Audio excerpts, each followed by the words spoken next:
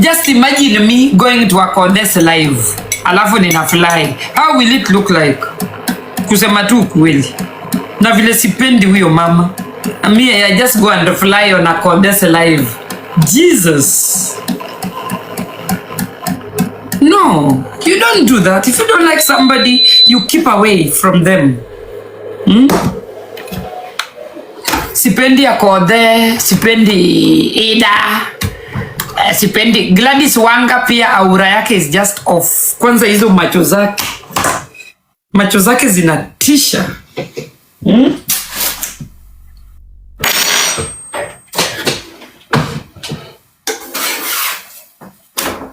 Chebo na mimi wapi na wapi?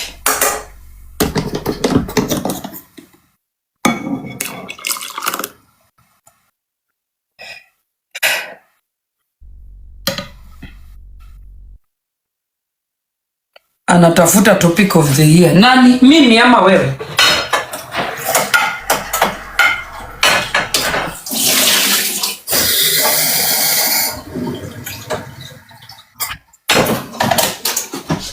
Guys, did you ever wonder why this young generation of politicians huwa wakishachaguliwa hawaongeangi? You cannot hear them. They are not vocal. They just go mute. Have you ever wondered why? Our politicians wakisha ingia kwa ofisi hawaongeangi.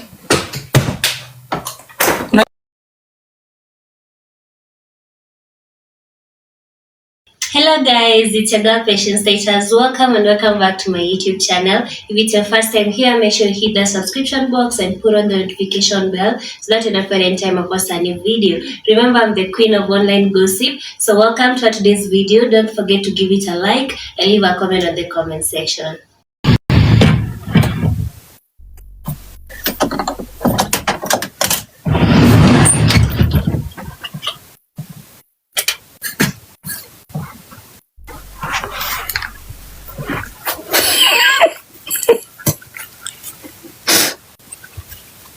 Acha nifunguke.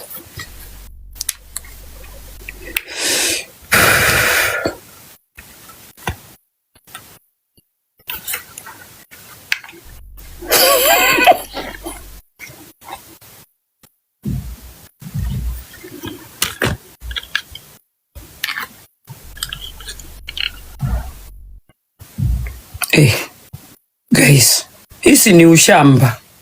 Hati red, hapana. Hiyo ni ushamba. Wacheni nibaki tu hapo kwa black. Ama nivae hata green. But before I do that, hebu niweke makeup kidogo.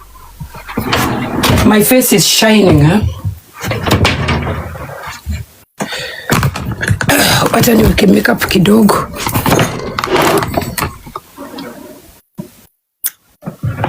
Hebu ni nini?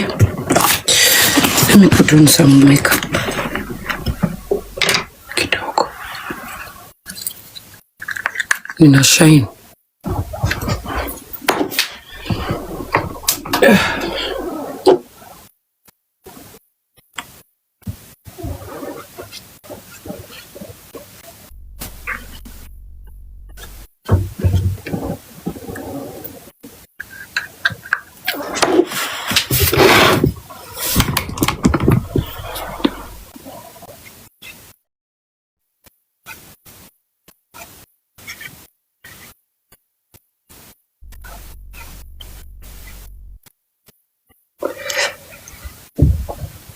Watu wa tap tap nilishawambia wanikome, hawasikii.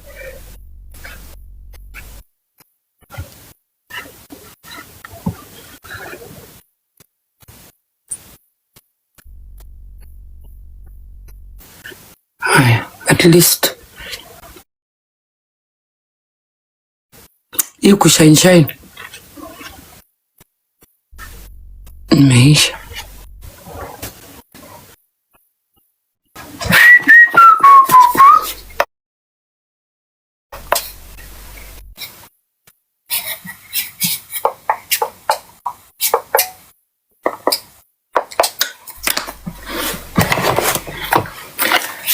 Sasa guys, wacheni nifunguke.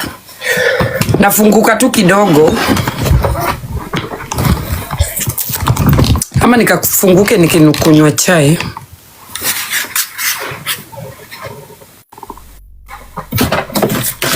Nani anasema hapo white? Nani white maro kombe? White glasses. Nitakaje nikivaa white glasses?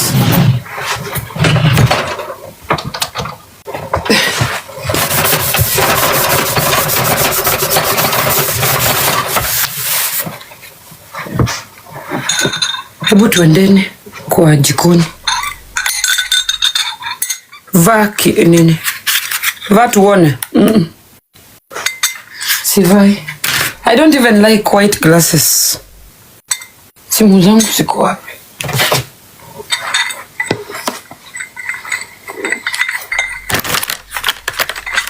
Sindamwa. I'm coming. Nakuja kuchukua hiyo.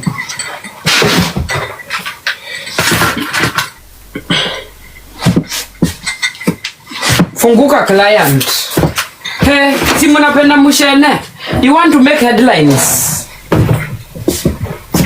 You want to make headlines?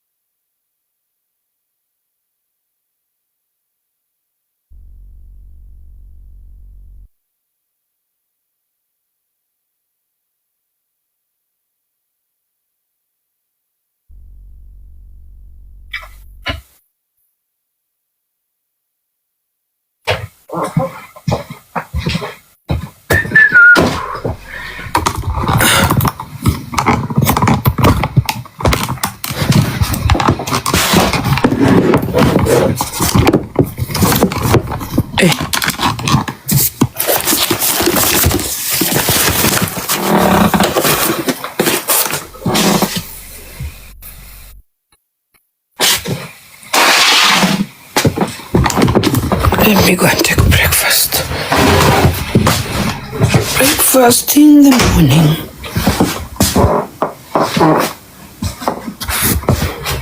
Kwani tena ufunguki? Umenitumia gift nifunguke? Umenitumia gift nifunguke? We ni nani uniharasa ufunguki tena? Sifunguki. Fanya vile utafanya. Munitafutie Margaret Jabalo. Sitaki ujinga. Tutafutie ni Margaret Jabalo. Sifunguki. I have refused. Fanya vile utafanya. Kwani haufunguki? Unanilipanga nifunguke? Kama unafikiri mimi ni housemaid wako? Unamwambia ngaenda kaoshe choo. Unamlipa sijui pesa ngapi. Do I look like one of them? Kuna watu huwa they think we content creators, we are their housemates. They can order us around. Well, order bwanako. Do I look like that you are useless husband?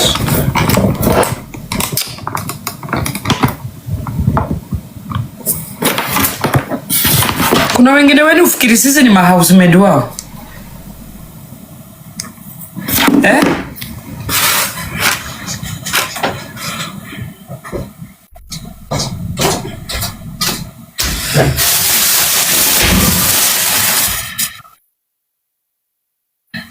Watoto wangu, they don't sleep at night. Sai ndio wanalala. Ati ninawapigia kelele. Ulisikia wapi? Hebu tukunywe chai. I love you. I love you too, guys. My dishes are not yet done. Don't look at my sink. Sink yangu imejaa. Nana, by the way, wacha tu ninyamaze. Let me keep quiet. I really want to talk, but let me keep quiet.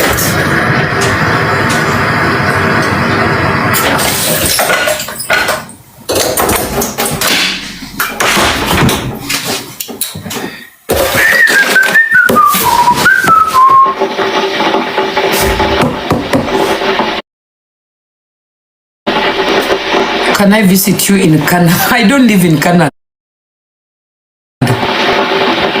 I don't even know how Canada looks like.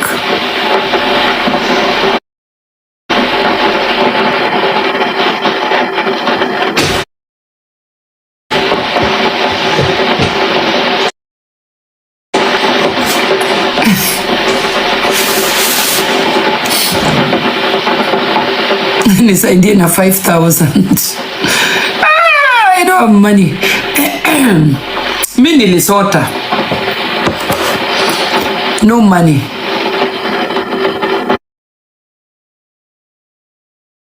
Umetuacha mataani. Hebu tukunywe chai guys. Nilipika chapati jana. Hebu nituchemshe moja. Let us warm one chapati.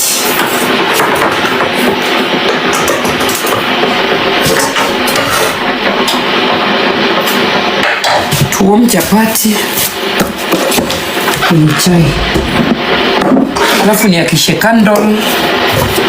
Hii ndio candle yangu yenye imebaki.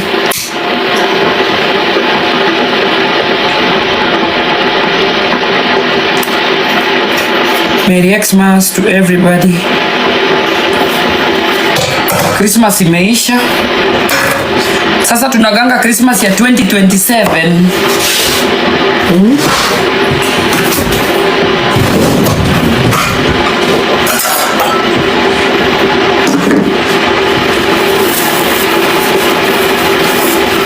Sifunguki. I want to talk about a politician. But no, I don't want to talk about it. I will talk about it when I want to talk about it. Nilikuwa nataka kucharaza politician. People who think that hizo position wako nazo hazitaondokea. Ningepatia Analyza kazi job, but ebu Analyza katafute chakula kwingine, si hapa kwangu.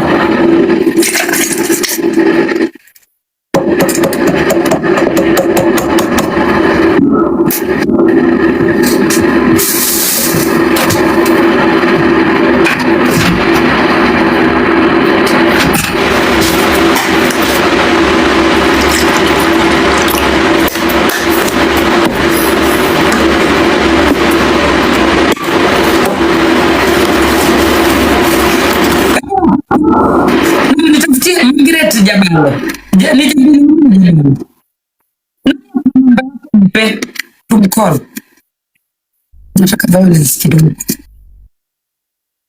Violence kidogo.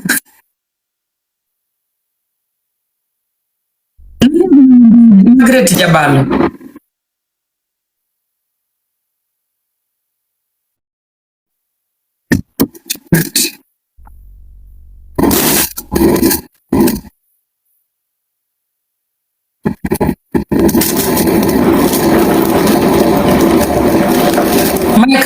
Hiyo ni Bluetooth. Wacha nitoe.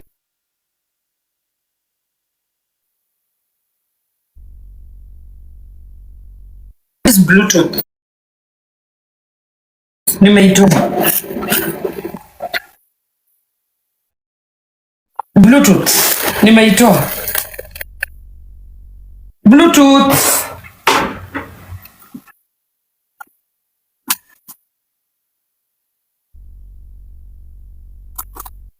I have removed it. Hiyo ilikuwa Bluetooth.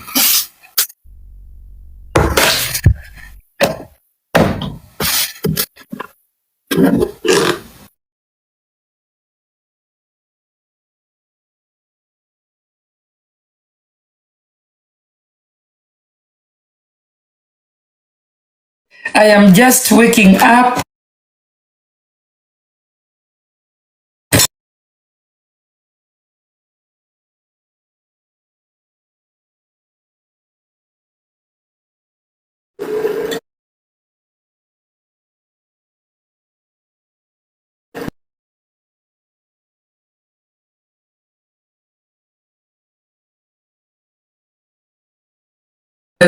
kumkomesha. Mnafaa amfai kumkomesha, mnafaa kumnini, kumtatulia hizo mashida zake.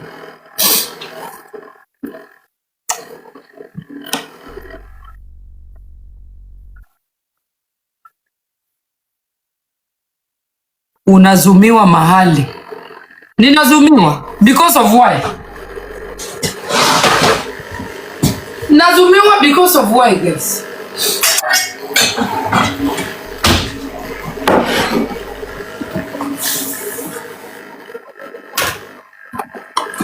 Family matters. Unajua nini? Pengine huyo mama amejaribu kufollow the right way to solve her problems, but she's ending up. But the question is, kwa nini hakuwa anaongea when Jacom was around? Now that Jacom is dead, ndiye anaongea. Because I think Jacom could have nini. Jacom angetatua hizi shida, ama mnaonaje?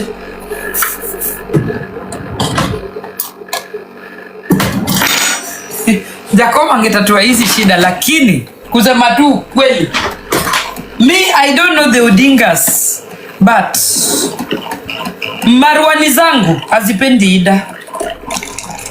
Hakuna mtu amewahi kuniambia Ida ako 1 2 3 4 5 6 7 8 9 10. Mimi Marwani zangu hazipendi huyo mama kabisa. Her aura is off. I have very strong Marwani. Na kama ikupendi, na Marwani zangu hazimpendi. Kuna vile yuko, it just turns me off from a distance. There's something about her that is not right. I don't know what it is. I don't know what it is.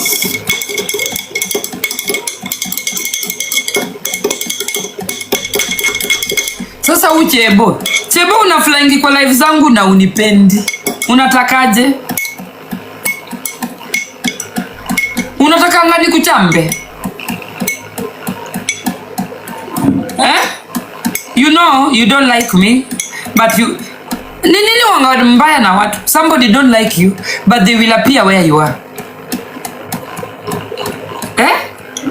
Just imagine me going to Akothee live, alafu nina fly. How will it look like? Kusema tu kweli. Na vile sipendi huyo mama. I just go and fly on Akothee live. Jesus. No, you don't do that. If you don't like somebody, you keep away from them. Sipendi Akothee, sipendi Ida, sipendi Gladys Wanga pia. Aura yake is just off. Kwanza hizo macho zake zinatisha.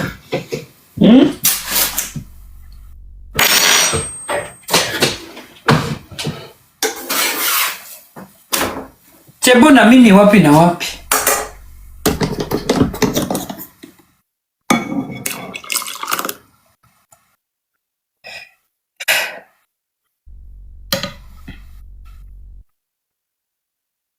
Anatafuta topic of the year. Nani? Mimi ama wewe?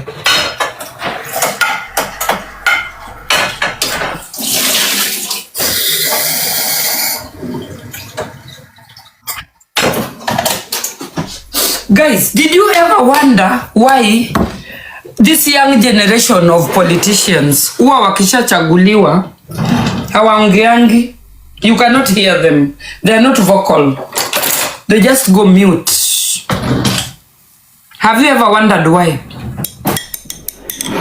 Our politicians wakisha ingia kwa ofisi hawaongeangi. Unajua nachemsha chapati. Isichemke.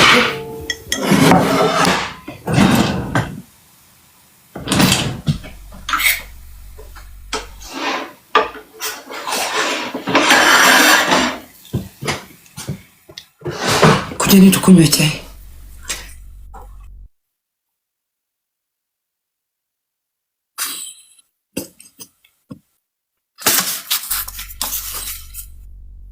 Chapati.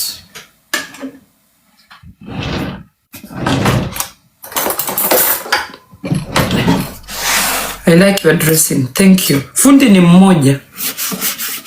Fundi ni mmoja. We only put on Zara.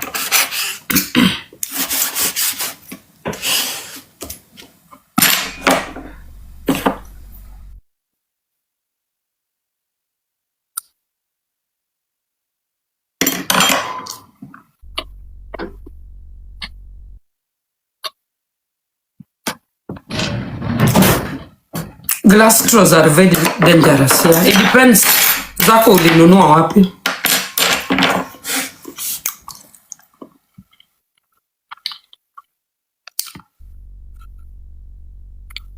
Nimesema fundi ni mmoja. I only put on Zara.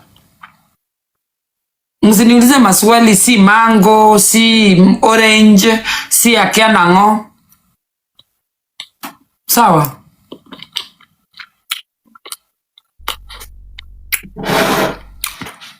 Na hizi maduka huwa ziko overrated. Nunueni vitu Zara. Zara is okay. It's affordable, it's fashionable. Maduka wangani jina tu, overrated.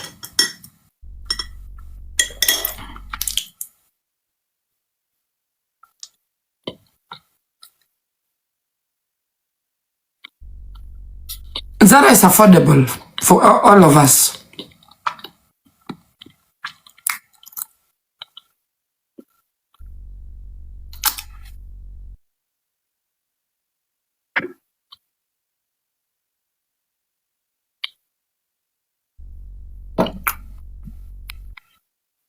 Zara haiko Kenya. You cannot afford it in Kenya. You can't afford Zara. Nyinyi mnaletewa vitu kama 1 euro shop. 1 euro shop in Europe is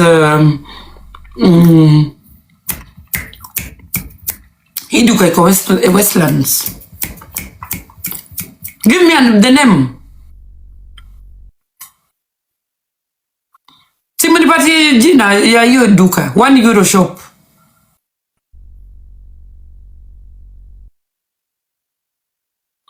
Woolworth, Restish, yeah. Nyinyi mnadili na vitu kama Woolworth. Woolworth is a 1 euro shop in Europe. Yeah, that is what you can afford in Kenya.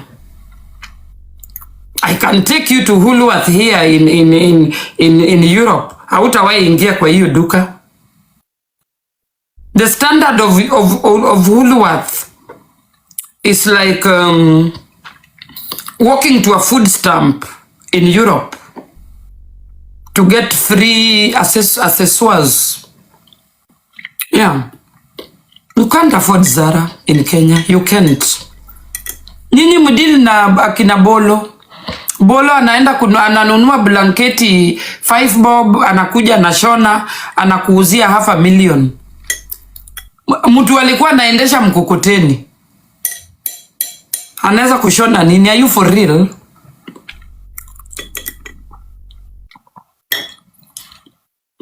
Ama anaenda ananunua nguo za kushona sofa. Vile alishonea ngane Inda. Zile vitu za padri, yani ameshona mpaka rosari. Bolo ndio standard yenu. Later we found out material ilikuwa ya sofa. Kwanza ya Jalas. Hebu mulete ni picha ya Jalas yenye alivaa hiyo siku ya nini? Ya Indas, ilikuwa wedding ama ilikuwa nini?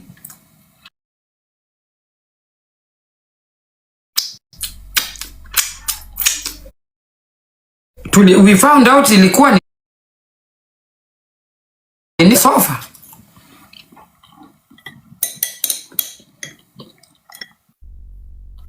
Fundi ni mmoja na ni Bolo.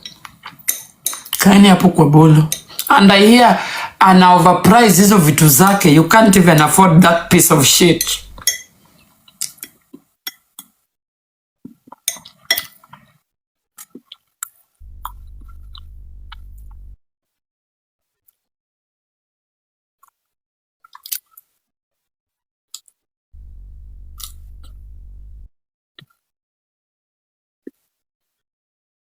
Bolo is just a dreamer. Bolo is not a fashionist. That is a dreamer watching too much Nigerian movies. Ati fundi ni mmoja. Are you for real? He watched too much Nigerian movies. Aka come up an idea how to swindle Kenyans from their hard-earned money. That is the truth.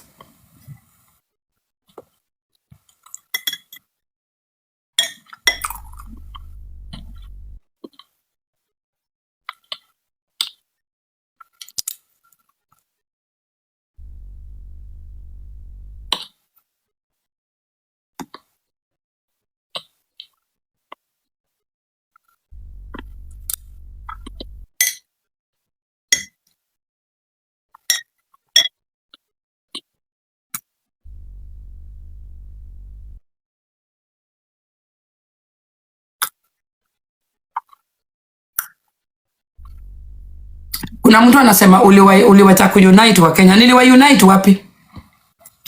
That video was leaked. It was not meant for the public. Sawa? Don't behave like hujawahi kudinya bibi ya mtu ukashikwa. At least I didn't end up in a coffin. Vile mnapatikana siku hizi kama mamboro zenu zimesimama. Mnazikwa na mamboro zimesimama.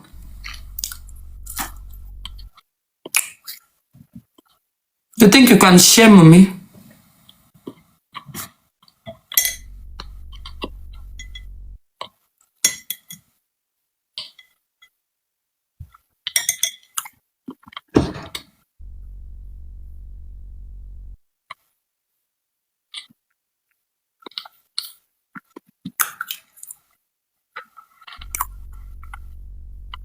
Na hiyo story hata iliisha.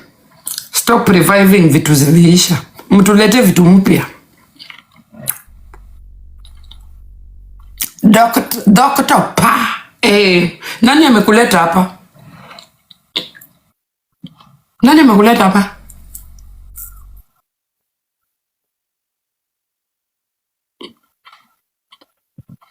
Hizo nails. We do not have nails competition in Europe either. We pambana na kuweka kucha zinaka kama paka to please your low IQ'd men. Kwa hizo mabamu naenda kukatia wanaume.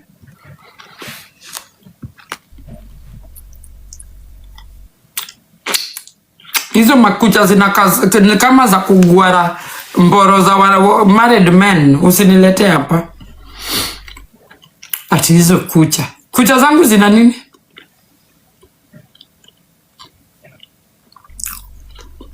Go and put cut clothes. Mukasugue nayo nini? Mkundu za hao wanaume. Do your nails. I don't have money. Sina pesa. In Europe we don't have time for nails. Yani, guys, the kind of weather we are having in Africa is not even for makeup. Ukiona mtu kama naka kama flower bed ndani ya hiyo vumbi. Mtu amevaa kama flower bed. Alafu the next stop ni ndudhi. Amevaa ni kama anaenda kupanda private jet. Kumbe ni ndudhi.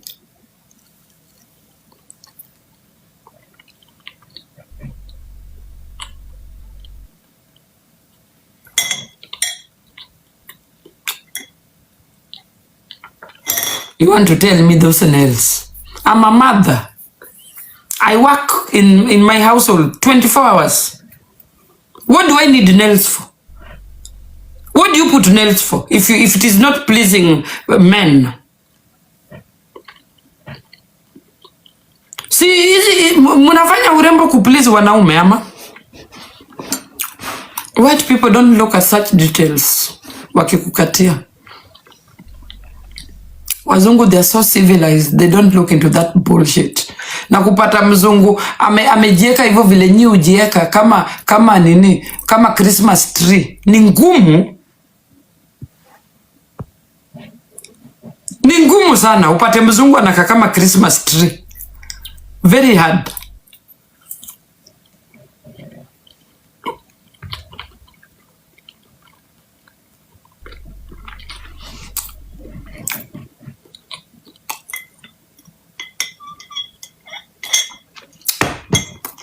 Nails zangu.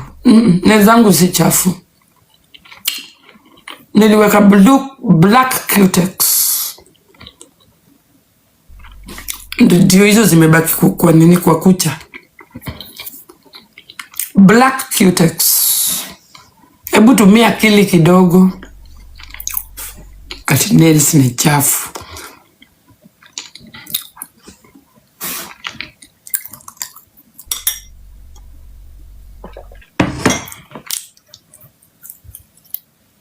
Ati, Kevin, yeah, I'm very old. And thank God, nimefika hiyo age, you can consider me old. Juu wewe, hata hiyo miaka nimefika, hautaona. Write it on the wall today, Nyako ameniambia, I'm not going to see old age.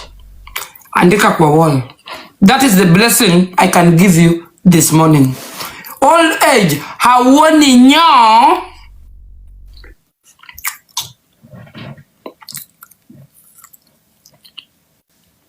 Be careful when abusing people, they're old.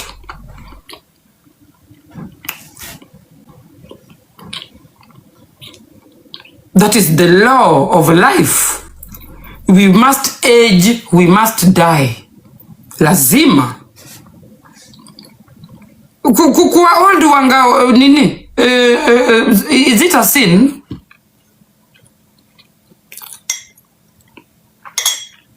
Even Raila died of old age. Mnataka kutuambia Raila aliuliwa? Ameuliwa na nani? Raila was old, and Oburu is old as well. These are old aged people that will pass on because they are old. Ati wameuliwa. Ameuliwa na nani?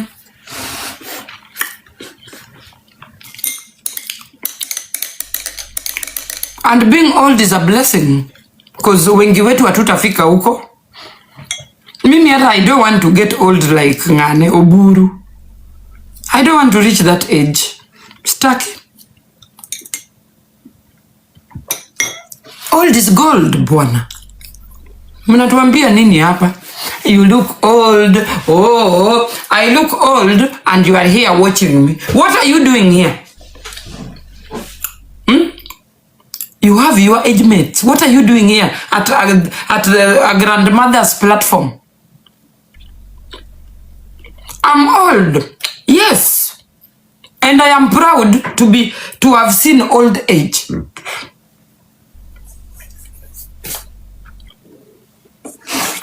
Kwani kukuwa mzee wanganiatia? Umezeeka. Nimezeeka. You don't see your leaders wenye wako kwa ofisi, wenye wanatetemeka. You don't see your leaders. Mimi ndio mnanionanga, nimezeeka. What's wrong with people?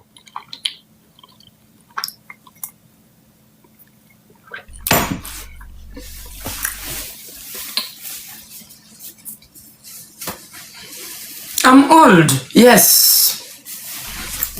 And I'm aging graceful. Nimezeeka na bado mnataka kunitomba. Si bado mnataka kunitomba, ama? Hii young generation. Si bado mnataka kunitomba.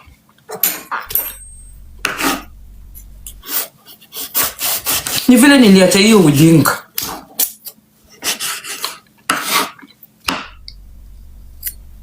Young generation is too lazy. Siku hizi wanalala na mama zao. Useless generation. Imagine mtoto wa 20 anahema kwa kuma yako. Uko na akili kweli?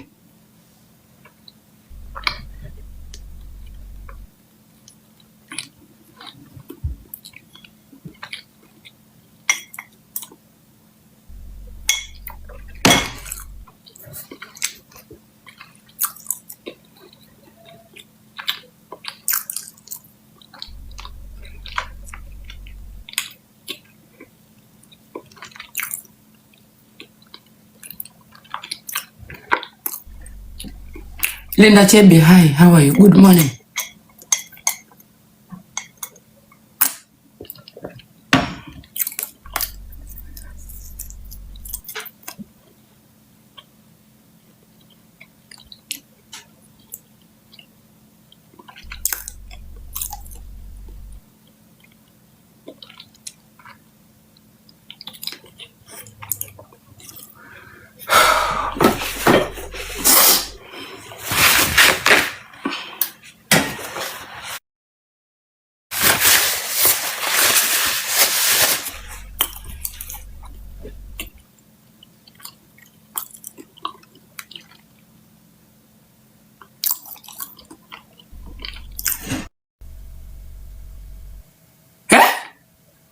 Mimi nilienda kwa baba, mpaka kwa geti ya baba kuna tarmac road.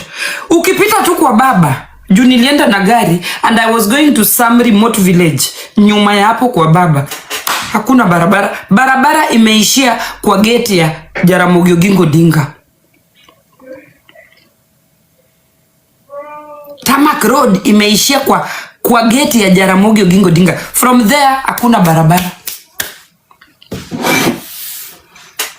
Those are the leaders we are having and we had. And that is the truth. And we need leaders that are selfless, that can build for a generation to come, not for themselves. We need roads that will serve for the next 50 years, 100 years. Na hiyo barabara iandikwe huyo mtu ame work hard ikajengwa. Everybody needs a road, a working road, a functioning road. Hizo ndio development. We need a functioning hospital. A functioning. We don't need cancer patients going to India. We need cancer hospital in Kenya with all medication in Kenya. We don't need people raising millions to go to India. Bring us cancer hospital in Kenya. Kenya can employ Indian doctors and pay them well. Kenya iko na pesa.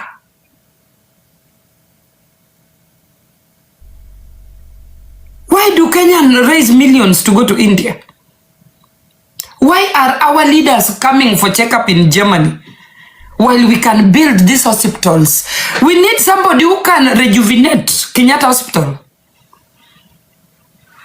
Kenyatta Hospital irudishwe vile ilikuwa, and we will have a functioning national hospital in Kenya. Kenyatta Hospital is dying away. It is withering away. We need Kenyatta Hospital to be revamped.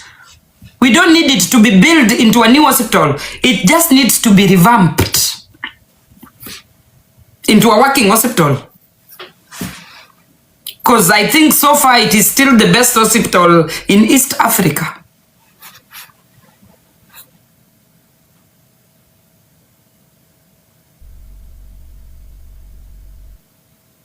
And these are the things we should hear from our leaders.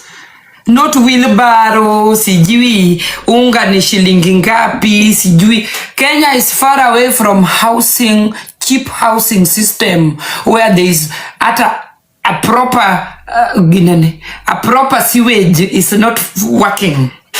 Sewage ya barabara, sewage kibast, barabara yote inajaa na mavi. We need to work on the tiny things, fix easy vitu ndogo ndogo before we start building housing. We don't need housing. There are things that Kenya need to fix kabla tufike mali tumefika sahi ati housing system. Who needs that?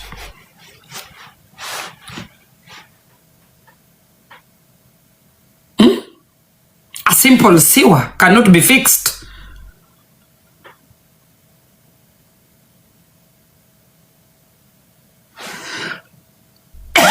So kuna tu culture we need to get rid of kwa akili zetu. Culture of calling names that are not going to help us. Let us start looking at nani anaeza kutuletea maendeleo, sio majina. We are still thriving on names that are going to bring nothing on the table for us. Because you guys, you think if somebody has money already, kuna vile atawahurumia. Hakuna, huruma ni estate. These people don't even have you in their mind. They don't even care.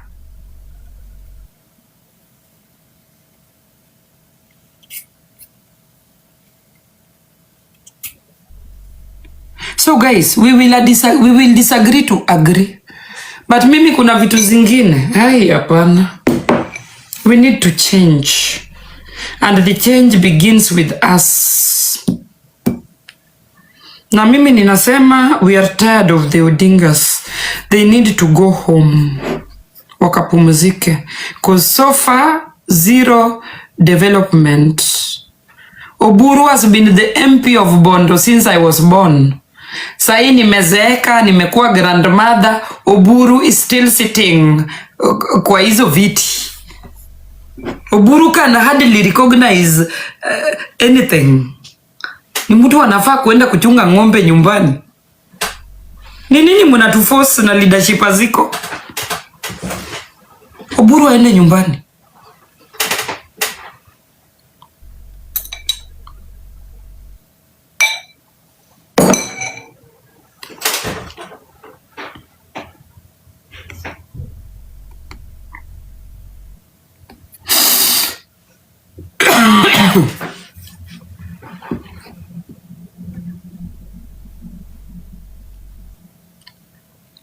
I don't want to talk about Kalonzo.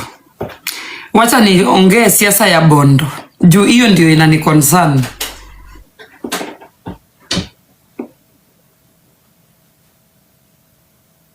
We are tired of the Odingas.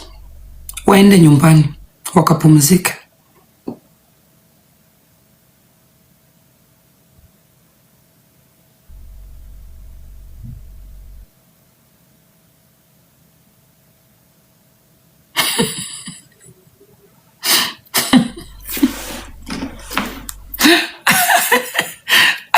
Mumepanda, muko 1.2.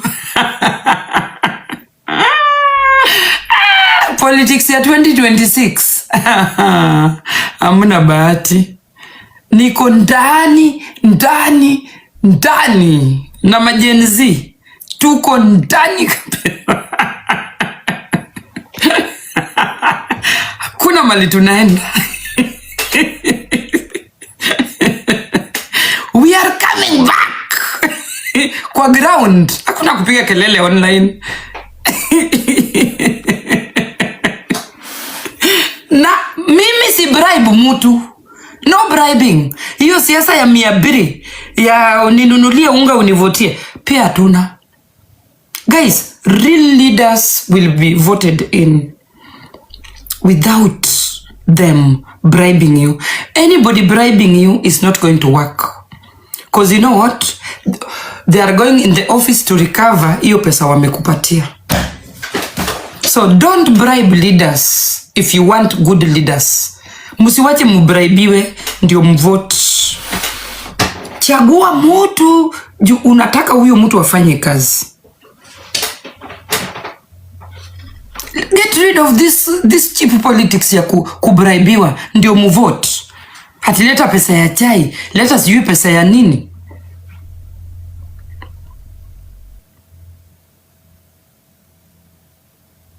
Na muende mchukue kura.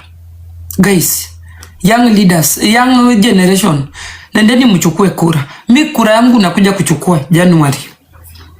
I'm coming to take my kura in January. Nakuja kuchukua kura. The last time I voted was 2007. I voted for Baba. Na tukaona Kibaki akiaipishwa usiku chini ya mti. Kalonzo akakuwa msaliti.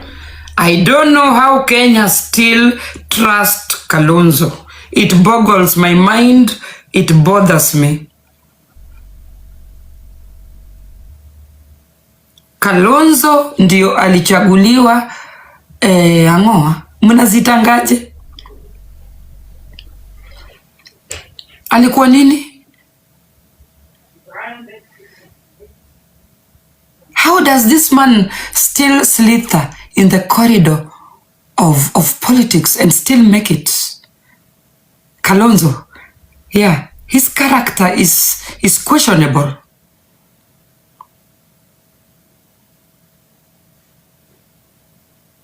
How do you trust Kalonzo with Kenyan politics? These are people who betrayed Kenyans. Usiku wa manane. Kama haukuona kitu ilifanyika 2007, then you will trust Kalonzo again. 2007 was not a joke.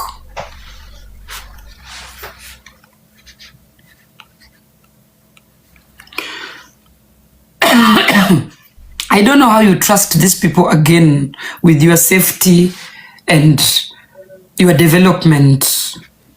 Those are leaders that should just pack and go home.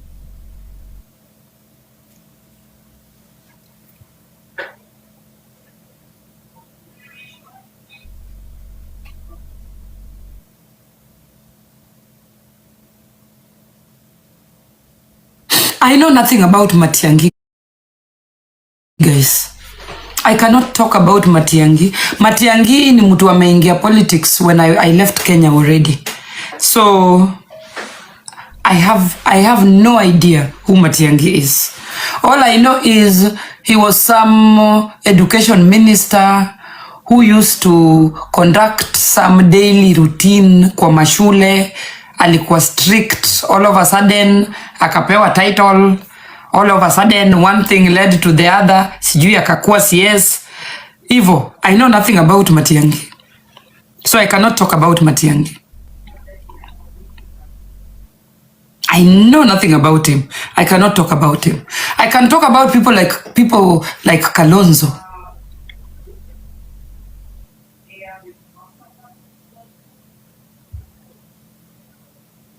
And William Ruto's government. I think we will talk about your government next year. Because tuko na freedom of speech. We will talk about that government next year. What I know is William Ruto is not going anywhere. Kama tumezoea zile politics za Kenya where you wake up overnight, you voted for the right leader, but yule mtu ako na pesa ndiye anawekwa. So I still believe the culture is going on and Ruto is coming back, whether we like it or not. Yes, so we just need to tighten our belts.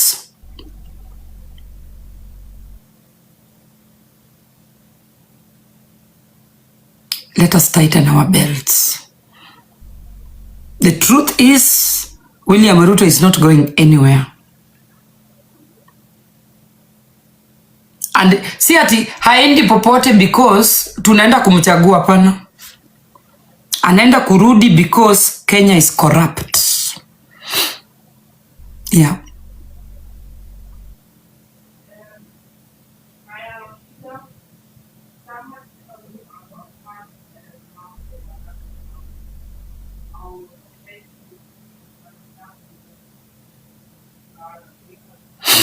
So, si watu kama sisi, mimi naye am coming, but watu kama sisi, now we just have to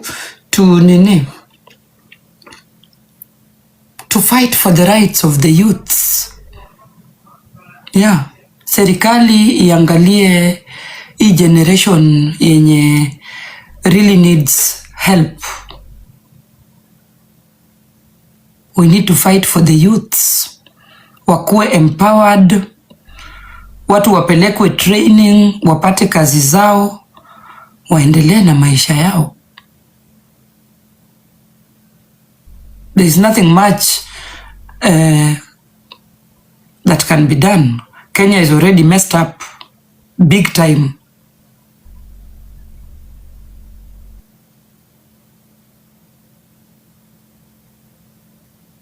Na kuempower youth sio kuwanunulia wheelbarrow na kuwanunulia ndudhi. Kuempower youths ni kuwa recruit na kuwapeleka training. Wale wanaanza biashara wapewe mabiashara zao. Ruto must take care of the youth whether he likes it or not. That is a problem that must be talked about. And then another problem looming in the country is slums. The government must work hard not to build cheap housing, but to replace the already slum areas into a proper housing zone. I think that is the best thing the government should be doing. Not building new things that are not affordable to anybody. Anafaa kuenda kwa hizo slums, anapata mtu anaishi kwa room moja. You get rid of that room, mad house, one roomed shack, and replace it with a proper living area. I think that is how we can get rid of slums in Nairobi. Not building things that we cannot afford, but just a plan has to be done for slums is getting messy in Nairobi. There's no way we can have upper class and 80% of Nairobi is bullshit, guys. It does not work out that way. There's no way you can have 10% of rich people and 90% of people who have nothing living the same environment. It's not possible. It means the system is going to fail big time. And that is why we are having no roads. The roads are not passable. We are having traffic jam because you know what? We need to dissolve the population in Nairobi. By doing what? By distributing amenities outside Nairobi so that the population can be dispersed. The population can be dispersed. Nairobi can remain, can breathe. Nairobi is not breathing. Nairobi is hell. You can stay in a traffic jam for 2 hours because it is overpopulated.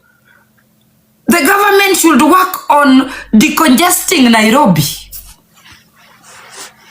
That is where the leadership begins. Leadership does not begin with hizi vitu ninasikia mkiongea.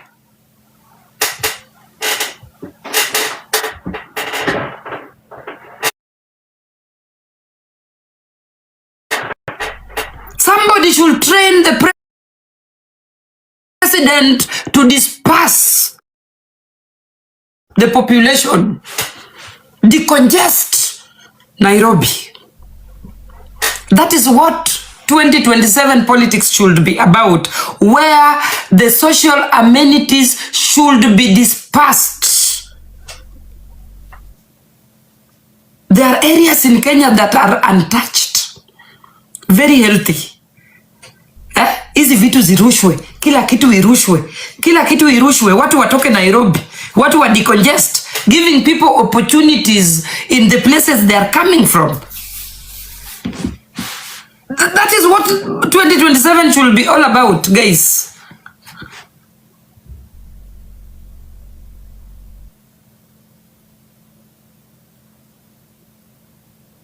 Dispersing, decongesting Nairobi. Nairobi will only be Nairobi when you can reach your destination, when you are comfortably in your car and you can estimate nitafika Nairobi in the next 30 minutes. Na unafika. So long as bado unakaa Nairobi kwa traffic jam for 2 hours, that is not a working nation. That is a failed nation. We have failed big time.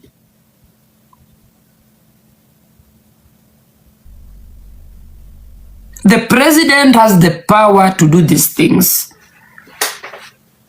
I don't know who is advising William Ruto. I don't know. And I don't know where they are focusing on dealing with what is going on at the moment, because it is messed up. Nothing is going on. Nothing.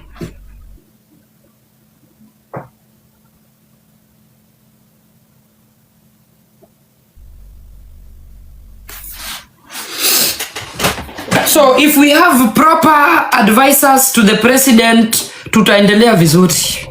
Because tunajua Ruto hakuna mali anaenda. So we just need a proper advising committee for him so that hizo 5 years anarudi akuje make difference kidogo.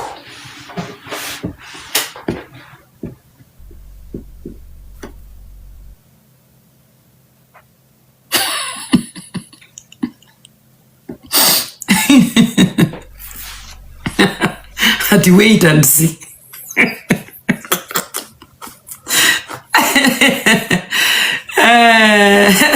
Ati usikue umelipwa na nani? Nilipwe na nani? Anatieno. No. Guys, we need a working nation. Let us come together and Kenya ni yetu. Regardless of your financial status. Kenya ni yetu. Sisi sote. Yeah. And we are concerned about Kenya, all of us, because it is our country and we are not going anywhere. We can never fit anywhere in the world. Kuna hii kitu imeandikwa on your forehead, you don't belong here. I live in Germany and I don't belong here. I have an origin and my origin is Kenya.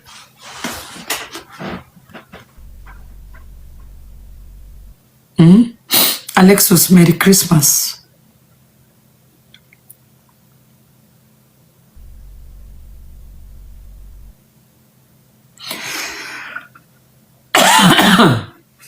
So, I am honestly saying that hii familia inaitwa the Odingas waende nyumbani.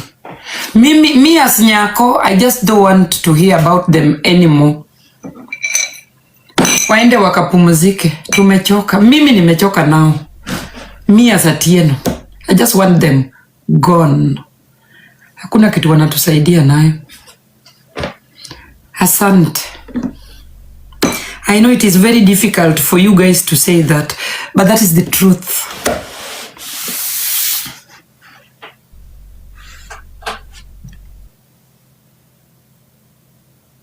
Pick me one question. You want to ask a question? Haya, kuja uniulize swali. Yeah, thank you very much. First of all, I appreciate you, Nyako. And my name is James. I'm in UK. I'm a friend of you in TikTok. I wanted to ask a question. There are people who are talking on TikTok on various pages saying that you are in shelter. And I said like, no, that's not Nyako. Why are they saying that? Hiyo ndio swali imekuleta hapa. Yeah, because I told them to fuck off, and I needed to, and I told them the Nyako that I know, even if she doesn't come on TikTok, she can be able to cater of herself. Ebu fungua kamera. Ebu wacha nikuweke big screen. Uulize hiyo swali tena. Okay, let me put my glasses because I have poor vision. Yeah, my name is James. Unakaa UK wapi? I live in UK in Derbyshire. Well, how long have you been in the UK? This will be 16 years. Okay. Do you visit Kenya? Yeah, every 2 years. You visit Kenya? Yeah. I was there August. Okay. And how long have you been on TikTok? For some, let's say like 3 or 2 years, but I'm in on, not like it doesn't happen continuously. Okay. So what was your question again? Because my work happened from 8 a.m. to around 10 o'clock. By the time I get home, it's almost by the time I make food, so I need to sleep. So I don't go on TikTok for a long time. What do you do in the UK? Social worker. Oh, you're a social worker. Okay. I studied nursing, but in nursing, you study, you can become a normal nurse in hospital, mental health, or social worker. So I chose social worker. It's easy. Okay, I understand. So what was your question again? A lot of people, they were laughing and bragging somewhere, and I was not happy because I have seen you help many people, and you always talk things that so like now you are talking about how Odinga family have not helped, which is genuinely true. Yeah. So when they said like you're on shelter, I said like, no, come on, is that Nyako, that the real Nyako you are talking about? So I needed to ask that question. No, Because how can people say you are on shelter? You know, a lot of people lavish you. I don't know if it's jealousy or envy or something, but even some people can, whoever had something can back me down here and say, yeah, they had. People are saying, oh, Nana Liba nyota ya Nyako, Nyako now is on shelter. I say, like, come on. When did you guys have this conversation? I didn't have a conversation. When were you in the live? When? The timeline? Yesterday. I'll text you the page. I'll text you the page so that you ask the person and ask them. I heard you are saying I'm on share. What happened is I moved to a bigger city. I was living in a village. Then I thought that life in the city was going to be more interesting for me with my kids. And the bullying online too just made me to move away from the village, you know. So when I went to the big city, it was not easy. You know, in Europe, if you do not have, if you don't have apartment already, you have to get a shelter somehow with your kids. Moving the house, it's very awkward in Europe because basically it's a lot of people don't understand. But me, it's not like Kenya where you see an empty house and you are already inside, you know. Unaongea na dad unamwambia baadaye nataka hii nyumba, anakwambia ingia kesho. Si kama hivyo. Sio hivyo. They have to scrutinize you, you know. So what happened is I landed in this big city and I had to be taken somewhere with my kids to wait for housing company to locate me a house. And it happened that that city was overpopulated and I had to stay there for some months or some years before I am located a decent apartment with my kids. So yes, I landed in a shelter for a short time. Then I just left the city and went to the village where I got a house immediately. And that's why, like, you know, when for me, I've been fan of you and here down on this, I have never requested even to come and join here. When I heard that, you know, we are all Kenyans. When is Sister Angu? No. Yeah, so, I'm now okay. I'm now okay. So what triggered you today to come on my live? Because I wanted to know if what those people was, because whatever they were saying there, I was keeping. Even I went on that live and I said, no, what you are saying is wrong. They dropped me. Yeah, but I'm not in the shelter anyway. So I think they're just they were just making themselves, I don't know. For me, first of all, it's a privilege, and I will say that it's a privilege. Nyako, you are a great lady and a great mother. And first of all, thank you. Now I'm saying on behalf of me, thank you very much for allowing me to ask the question. Actually, I didn't know it will happen because I chatted, and I'm so grateful that you are okay. And keep doing what you are doing. You are always you and always be you. Thank you. Yeah, and you know what? You know what, Machiavelli? The thing is, Kenyans think we hate on leaders. No. They cannot see what we are seeing because they are inside this mess. They don't know their rights. And you know what? Kenyans, they have always celebrated the already existing leaders wenye wako na pesa yote. You know, for them it is fun. But looking at it from outside, they have to change. I'm really trying to send them a message in a good way. Can I speak politically? Yeah, please do. One thing, there is a problem in young people and all the Kenyans. They take politics as fanatism, like where you are like a fan, you are celebrating Manchester or Chelsea. But what you don't understand is this: that as a person, you have to know what does the politician bring on the table. When you elect a bad leader can put you into poverty for ages. Yes. And nobody understand. For example, here or there in Europe, if you have a problem, you know where to go. In Kenya, we pay tax, but can you even claim the tax? Can you claim benefit? Where does it go? It is because we erect some families, not quality. We erect families. We elect, for example, titles. We elect titles. Yeah, titles. Yeah. And that is the main problem. For example, me being a Kikuyu, maybe I would say, if Uhuru Kenyatta become a president, I think I'm okay. But let me ask, what did he give me? What did he bring to me? It's not about person. Like now, the people who are supposed to be the president of Kenya, I would say, Babu Owino. There is another guy called, he's an MP of North Mount Kenya. There is a guy in Western, he was a police officer. Those are those guys that we should be electing. Yeah, guys, I think Babu Owino can work. Of course. I've met him personally. Yeah. He can work. Yeah. Roger. Dedicated, you know?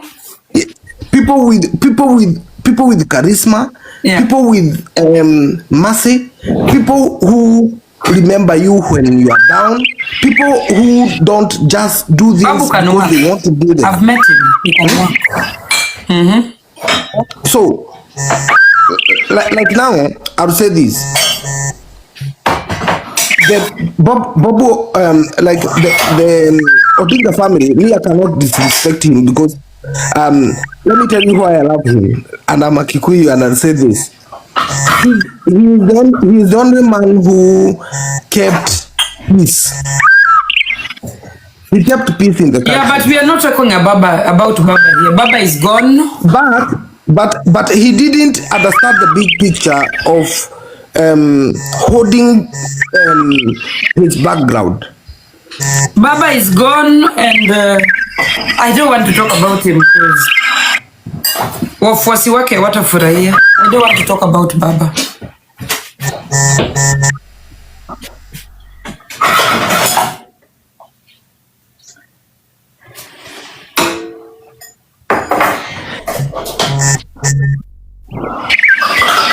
No, I'm not talking about Baba, guys. Baba is gone. Why can somebody call you 50 times? Tuongelele watu wako.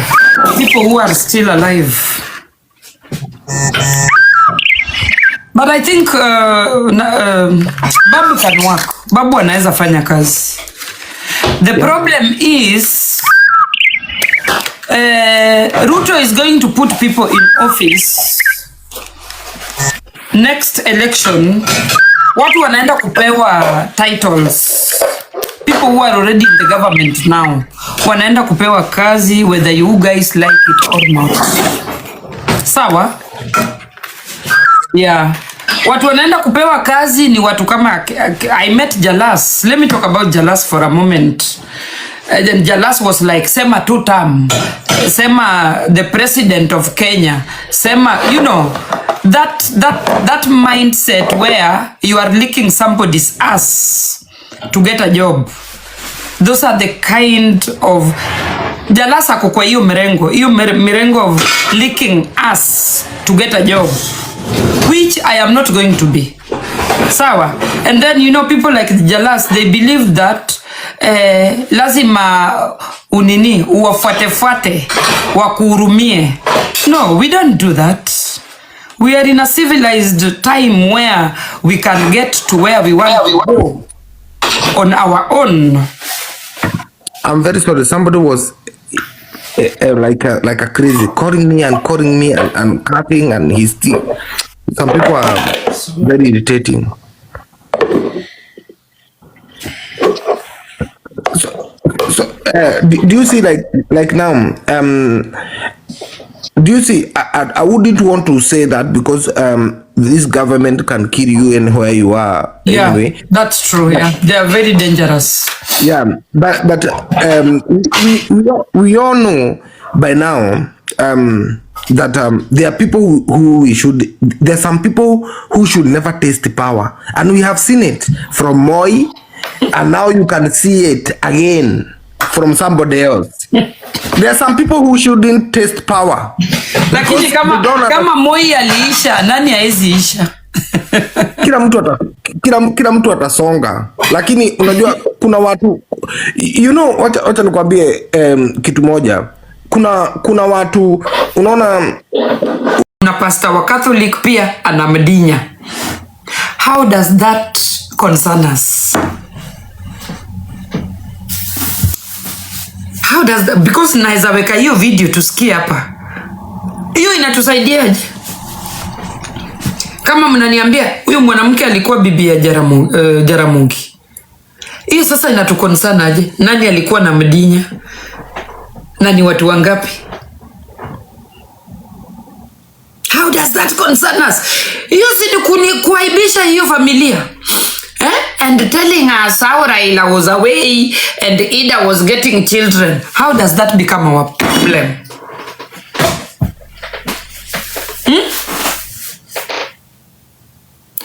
Hii ni fight ya land kweli?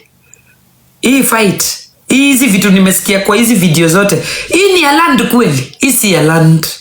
This is more than land. This cannot be land issue.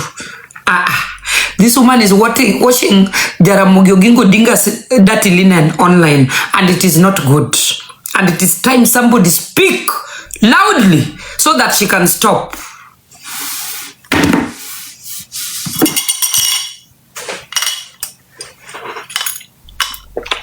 We have not even mourned Baba enough.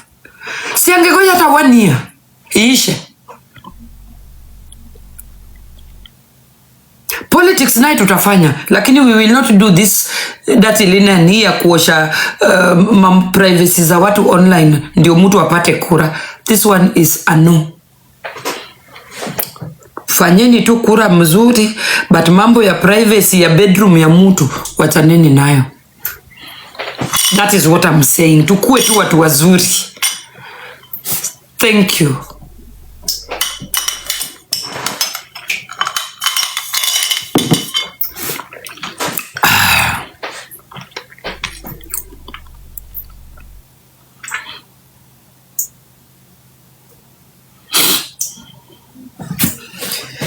Guys, mimi mambo ya Winnie anafanana na baba, sijui nani anafanana na nani, sijui nani anafanana na nani. I will not talk about that. Raila himself did not come in public akatuambia these are not my children. It is the man to complain. If the man did not complain online ama kwa TV, atuambie nyinyi wa Kenya mnajua hawa watoto sio yangu, then tungekuwa na problems. But Raila himself never complained. So, and Luos don't air such things at all. Yeah, Luo community, we do not air such things. Kwanza kwa wazee kama hawa, it's not even allowed. Wacha sisi ma siblings, unaweza pigana na sibling mwenzako ukamwambia you are not my sister or you are not my brother. But the elderly, never. Hizo ni vitu they whisper, isitoke nje. Juni aibu ya familia. Hizo ni vitu huwa zinawekwa kwa closet, inapigwa kifuli. They don't talk about it. Unasikia tu hii mtoto sio ya huyu. But it is never aired online the way she's doing it. We don't do that as a community. We don't do that.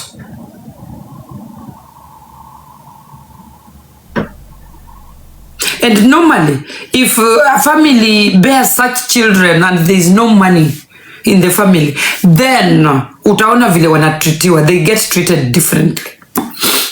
But in Raila's case, Raila had money. So shida iko wapi?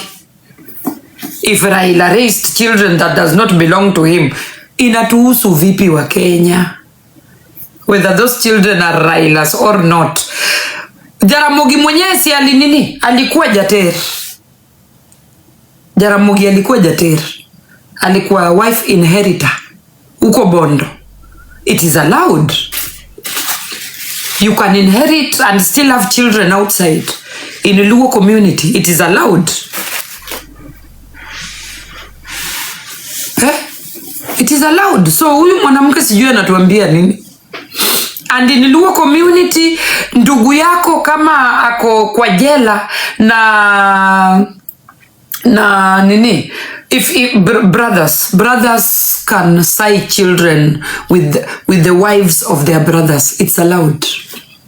That is our culture. Yes. And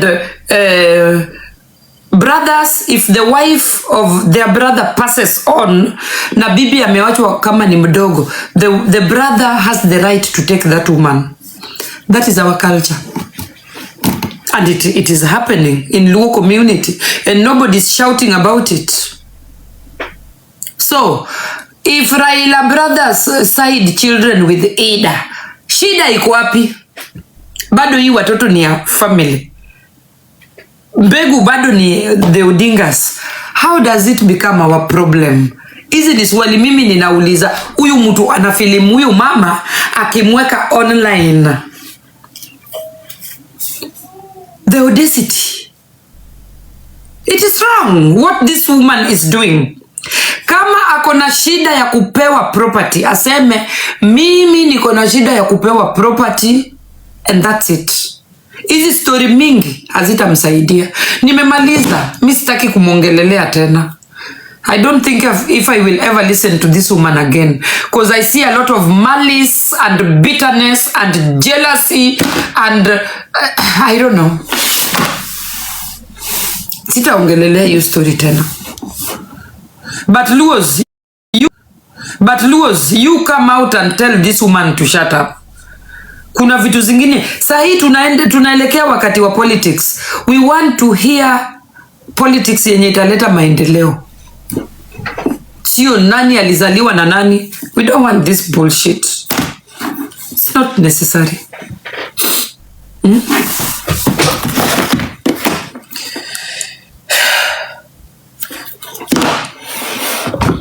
Yeah, fanyeni politics safi yenye itatusaidia. Wachaneni na privacy ya Ada. Haituhusu. Then I have seen online again, something is trending. Somebody is lecturing Ada. Ada is sleeping with somebody. Guys, kuna vitu zingine hamfai kupost hata online. Ni nini mbaya na nyinyi? How does mtu analala na Ada concern Kenyans? Ni njaa inawasumbua ama ni content hamna? Mumeona hiyo kitu?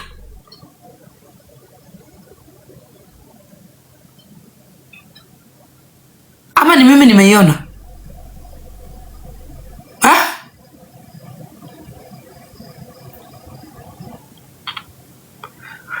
Hey, do you know that this woman has children yawa? Hizi vitu muna post online.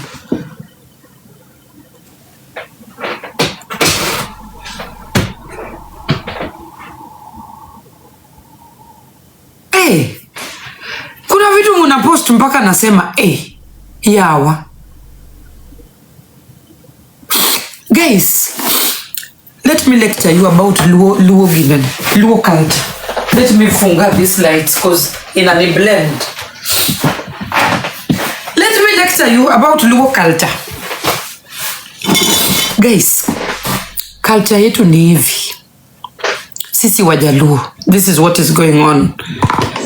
Kuna vile mwanaume mwenzako anaweza kukusaidia kuficha uchi yako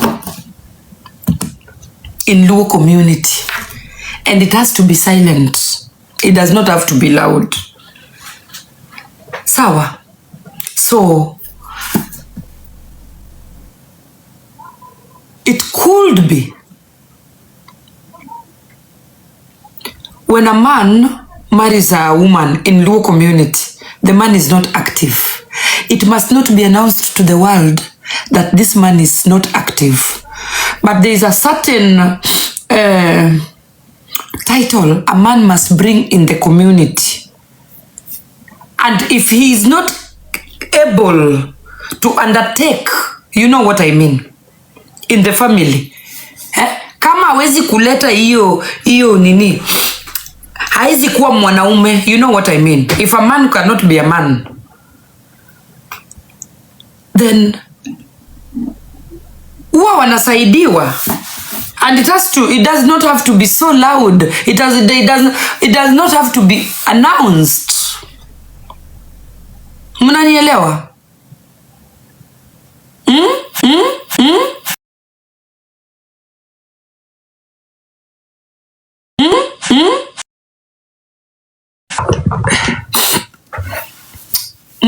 Mnaelewa?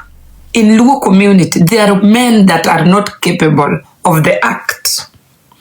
So they allow other men to do the act, kuprevent huyo mwanamke kuenda nje. So mnataka tu hii familia itoe tu uchi yake yote nje, iwalete hapa kwa social media. Surely it is wrong. Si poa vile mnafanya. Mimi ninasema let Ida be. She might not be our cup of tea, but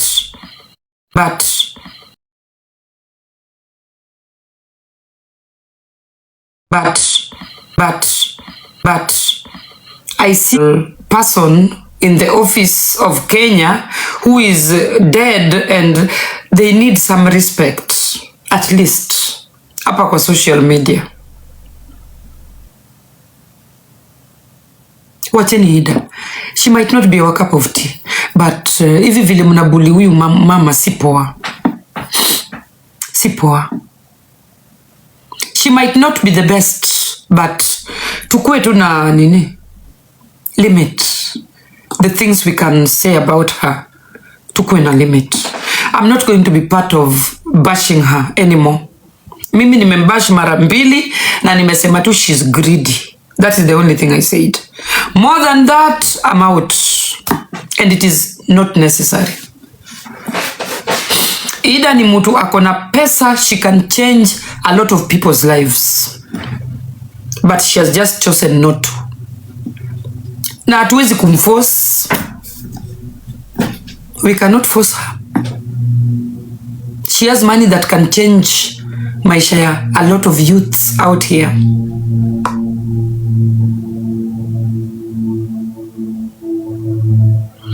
So she's not going to be my cup of tea for a very long time.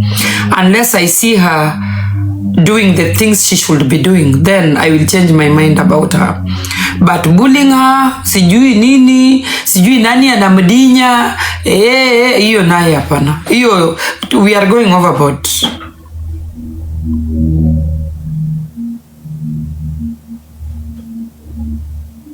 We are going overboard. Let that woman be. Thank you so much.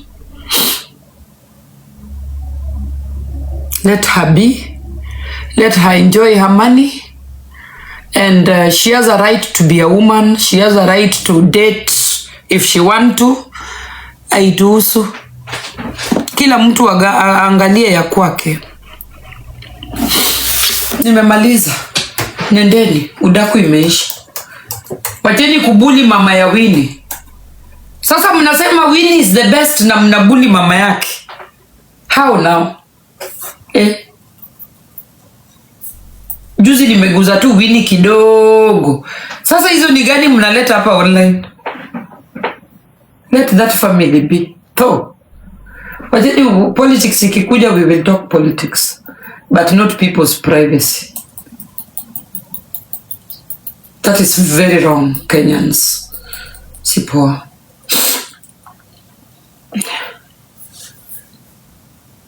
So, udaku imeisha.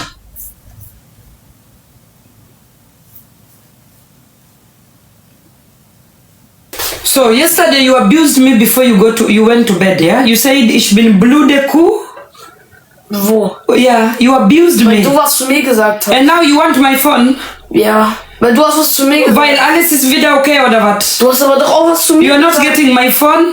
Go and think how you Ja, treat du hast me. doch angefangen, aber... Ja, ich habe angefangen, ja? Ja, hast du. Ich bin immer noch die blöde Kuh and I'm not giving you my phone. Du hast angefangen damit. I'm not giving you my Du phone. hast aber angefangen damit. Thank you. Dann nehmen wir sie einfach selber schon. Ich bin immer noch die blöde Kuh. Don't forget that. You think you will be getting away here with crime all the time? Get the hell out of here.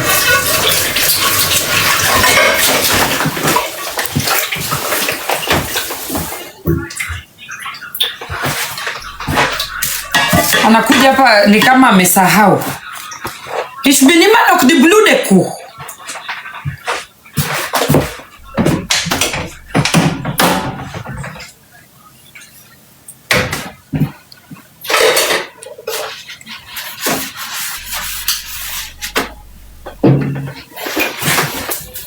He gets everything he wants all the time.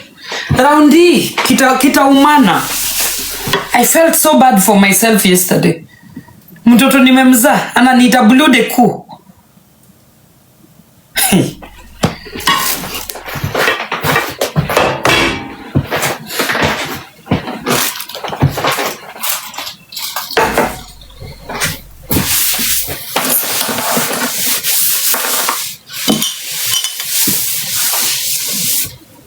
Mtoto unitukana mpaka naezalia machozi. This time he's not getting away with it. Everything he do atakuwa nalipia. Until he learns something. Mi hakuna siku Robin amesimama na mimi hata akanitusi I am stupid or something. Never. Never. I don't know where this boy gets the courage ya kunitusi.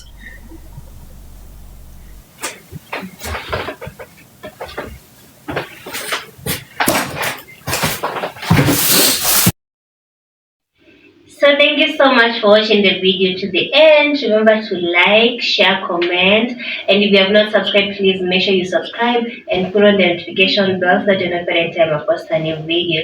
So guys, thank you. I'm gonna see you on my next video. Bye.